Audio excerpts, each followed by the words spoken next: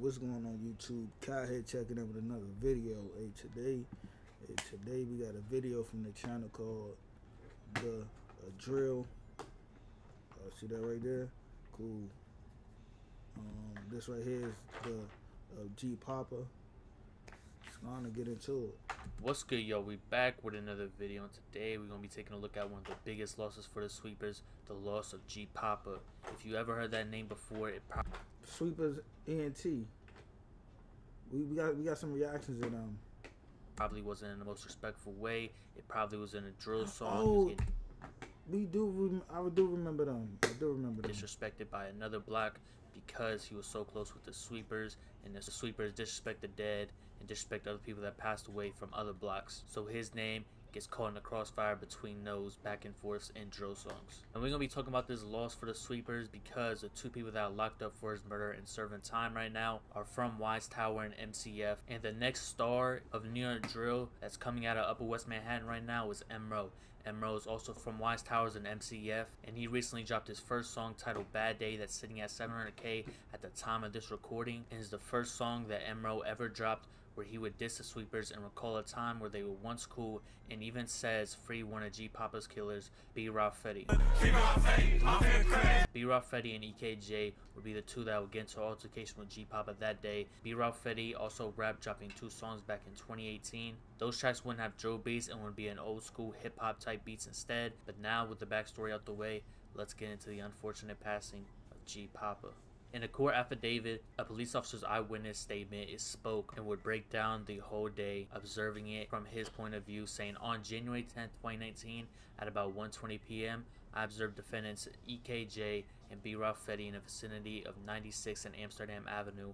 I am familiar with both defendants through prior contacts and arrests that I have been present for and believe them to be members of MCF.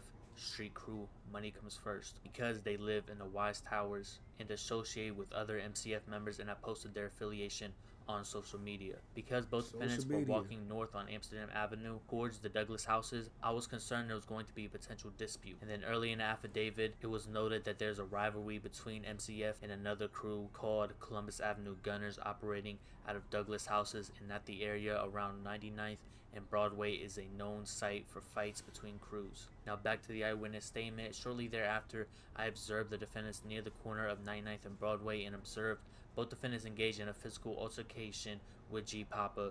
Both defendants punching and swinging their arms and making contact with G Poppa, and shortly after the altercation, G Poppa ran a short distance and collapsed on the sidewalk. I therefore, after pursued the two defendants and with assistance from other officers, apprehended defendants EKJ and B-Rob Fetty. Bruh, y'all don't even make it off the scene. That's tough. Y'all don't even make it off the scene, bruh. Within minutes. Following the apprehension of the defendants, I returned to the area where I observed G Poppa collapse. There, I observed other officers rendering aid to G Poppa, as well as a knife on a sidewalk not far from where he had fallen. And that would be the end of the witness statement.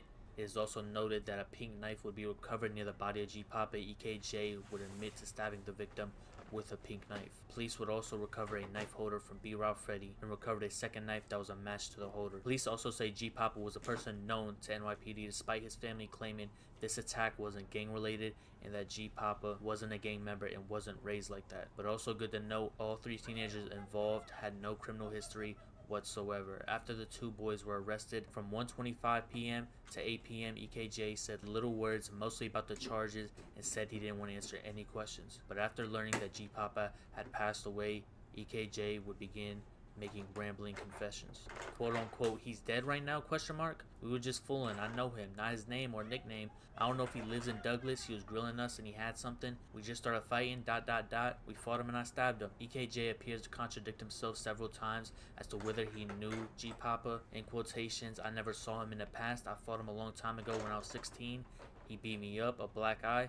Today just bumped into him. We saw somebody I used to fight. I don't know him. I fought him a year ago. I recognize his face. According to EKJ's alleged statements, he and B-Rob Fetty had been together at the High School of Economics and Finance, but left after lunch. The two took the 2 train to 96th Street and went to a store in search of fruit roll-ups. Afterwards, the guy, G Poppa, saw us and he swung at us. I don't know if B Ralphetti swung, only knew I and the guy was fighting. I forgot where the guy was hitting me. I didn't get hurt. I stabbed him once. I really didn't know it went into him. The knife slipped out of my hand until I saw it inside of him. I was like, oh, the guy took it out of himself and tried to stab me, and that's when I started running. We ran. It was just a fist fight. I don't know why. I don't know why I pulled the knife out. It was just a reaction. I thought he had something. And after these confessions, the only defense EKJ and B Ralphetti had was to claim that was an accident and didn't mean to actually kill G Poppa.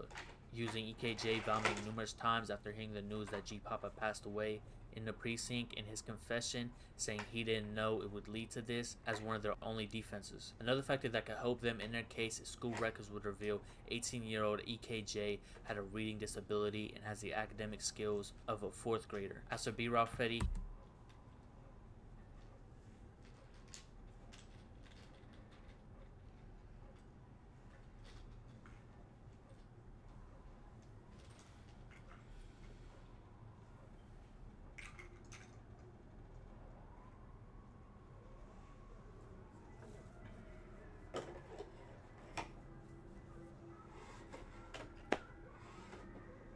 what's wrong? What's wrong, bro? What's wrong with the youth, bro? Like,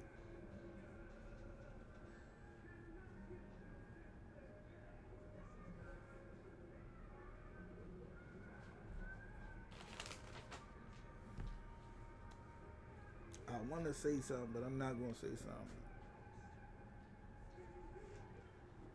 But this is a lot of young adults. This is a lot of adults in general. Like, bro,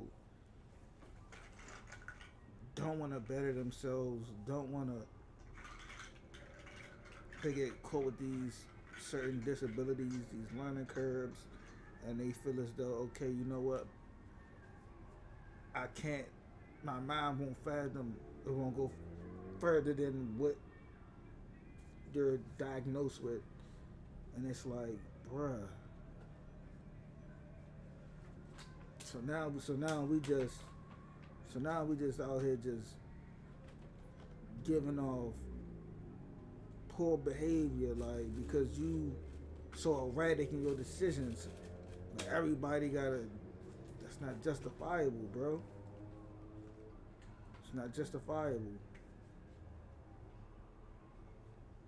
had a reading disability and has the academic skills of a 4th grader. As for B Ralphetti, he wouldn't make any statements, and the assistant DA wrote multiple eyewitnesses and video plainly shows the co-defendant B Ralphetti with defendant EKJ chased the victim, who was simply walking on a sidewalk, and that during the assault prevented the victim G Poppa from safely escaping. And if B Ralphetti wasn't fighting enough with the death of G Poppa, he would catch a case in Rikers for attacking a CO. In these documents, according to the investigation on August 5th, 2021, while awaiting trial for the murder of G Poppa, at approximately 2 p.m., B Ralphetti and Luis Rivera, another inmate, were detained in housing area B2 in North Infirmary Command at Rikers Island. While the CO was on patrol, he was asked to remove trash from Rivera's cell. Rivera then fled his cell and grabbed the CO's pepper spray and keys. Rivera sprayed the officer with his pepper spray and then ran into B Ralphetti's cell and let him out. B Ralphetti was in possession of 2 knives. He gave one to Rivera. The 2 inmates then attacked an inmate, stabbing him in the arms. And then after stabbing the inmate, both B Ralphetti and Rivera slashed the CO on his nose and neck. B Ralphetti was sentenced on August 11, 2022 to 3 years in prison for assault. And that takes us into the sentencing for G Poppa. B Ralphetti would have his murder charge bumped all the way down to manslaughter and would be given 12 years in prison on top of the 3 for the Rikers Island incident. His earliest release date is set for 4/17/2029, and latest being one. I don't know, shorty. I don't know him, but anytime you do something to a officer, oh yeah, he gonna have a hard time. When I mean hard, he gonna have a hard time. Like they gonna end up 125/2030. EKJ, who admitted to stabbing and killing G Poppa, would be given 20 years from manslaughter, and his earliest release date is 2/26/2036, and latest being 108/2039. Rest in peace, G Poppa. All three people in this situation's lives were affected on this day in early 2019. G Poppa losing his life, B Ralph Fetty losing his 20s, and EKJ losing his 20s and 30s. Rest in peace, G Poppa. I'll catch you on the next one. Be safe, stay dangerous. Yeah, see y'all in the next video, bro.